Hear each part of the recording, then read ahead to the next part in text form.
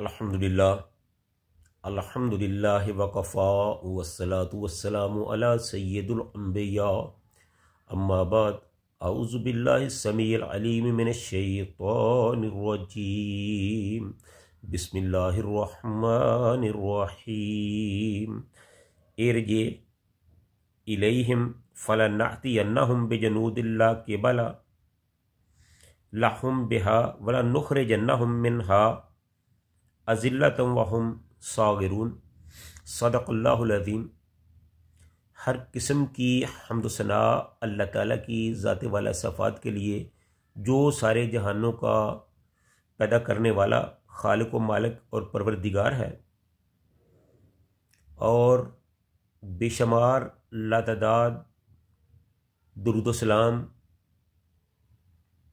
Amina दिलाल पैकरे हुस्न जमाल साहिब शरफ़ो कमाल पैगम्बर बेमसाल इमामुल अंबिया हबीब खुदा ज़ीनत काबा हज़रत मुहम्मद रसूलुल्लाह सल्लल्लाहु अलैहि वसल्लम की ज़ात वाला सफ़ात पर, जिनको अल्लाह ताला ने सारे जहानों का सरदार बनाया और 1,24,000 कौम पेश पैगम्बरों का इमाम बनाया और हमें उनका उम्मती बनाया और उनको हमारे लिए पैगम्बर, रसूल, नबी, मुक्तदा, पेशवा,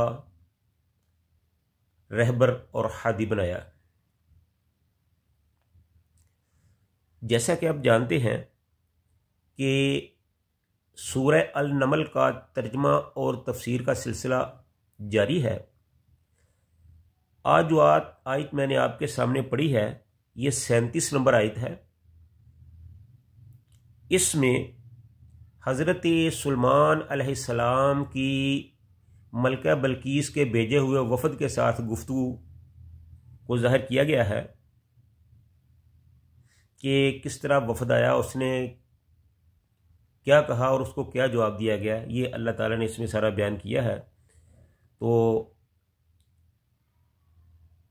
अल्लाह ताला की फज़ल और रहमत से हम इसका तर्जमा और इसकी तफसीर आपके सामने बयान करते हैं। अल्लाह से दुआ है कि अल्लाह ताला हक सच कहने, सुनने, समझने और इस पर अमल करने की तौफीक अता फरमाए।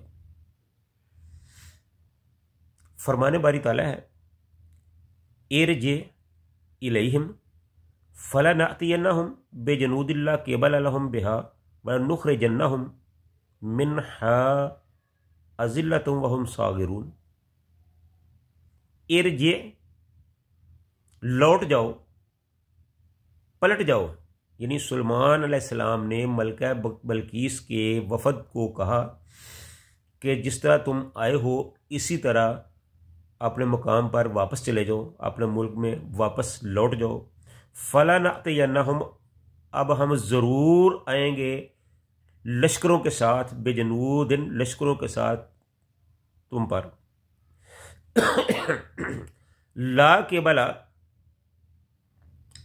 नहीं मुकाबला कर सकते, लहुम, तुम उनके लिए, बिहा, उनका, वलनुख़रिजन्नहुम, और हम आपको निकालेंगे, मिन्हा, तुम्हारी बस्तियों से, तुम्हारे घरों से, तुम्हारे शहरों से, अज़िल्लतन, जलील करके, जिल्लत के साथ, वहुम सागिरून, और तुम्हें छोटे बनकर रहना होगा, ज़लीलो ख्वार होना पड़ेगा।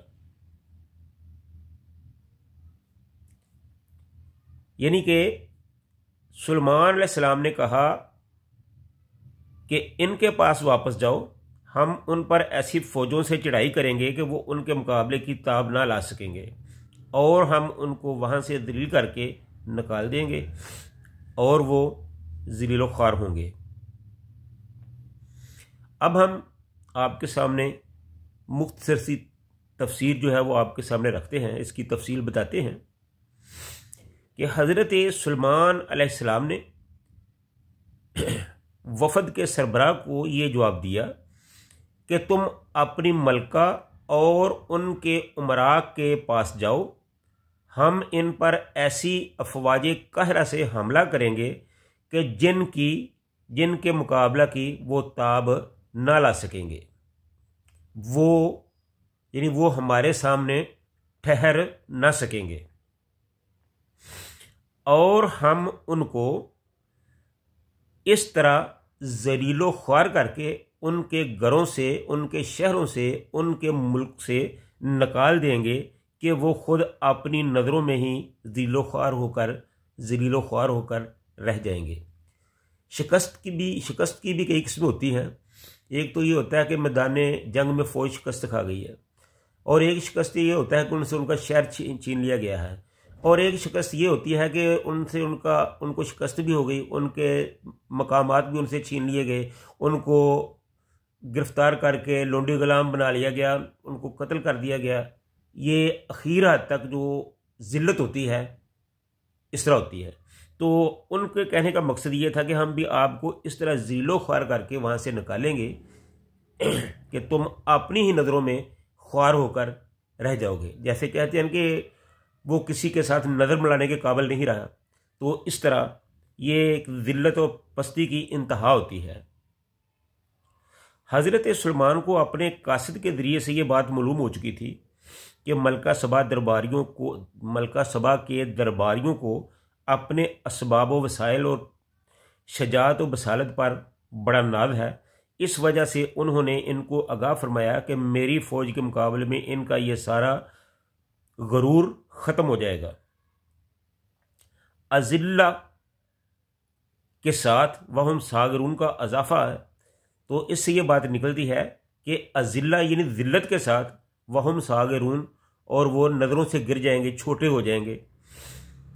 ये बात निकलती है। इसकी तफसीर ये बनती है कि मेरी फ़ौजें इस तरह इनको ज़लील करके मुल्क से निकालेंगी कि वो ख़ुद अपनी नज़रों में ख्वार होकर रह जाएंगे। बसा औक़ात ये होता है कि एक कौम जंग में तो शिकस्त खा जाती है, लेकिन इसका हौसला बाकी रहता है। तो हज़रत सुलेमान के अरशाद का मतलब ये है कि मेरी फ़ौजें इस तरह इनके कस बल निकाल देंगी, उनको उधेड़ कर रख देंगी कि फिर ये कभी जंग का नाम लेने की भी जुर्रत नहीं करेंगे। हालांकि तरीक़ाकार तो ये है, ये एक अल्लाह ताला का बनाया हुआ निज़ाम है कि कुफर को, जुल्म को इस दुनिया से ख़त्म कर दिया जाए, और ये इसी तरह होता है कि अल्लाह के रास्ते में जहाद का सिलसिला जारी रह सके। लेकिन बदकिस्मती से मुसलमान अपने आबा अजदाद के इन कारनामों को भूल गए हैं, अपनी उन कामयाबियों को भूल चुके हैं, और महज दुनिया की ऐश परस्ती में पढ़कर गफलत का शिकार हो चुके हैं कि उनको पता ही नहीं कि उनके ज़िम्मा अल्लाह ने क्या मिशन लगाया था और उनके बड़े क्या काम करते रहे हैं। तो हम अल्लाह ताला से दुआ करते हैं कि हमारे हुक्मरानों को अल्लाह ताला उसी जानब पलटा दे जो उनके असल काम थे, और अल्लाह ताला हमारी कौम को निशत सानिया कायम करने की तौफीक अता फरमाए। व आखिर दावाना अनिल हम्दुलिल्लाहि रब्बिल आलमीन।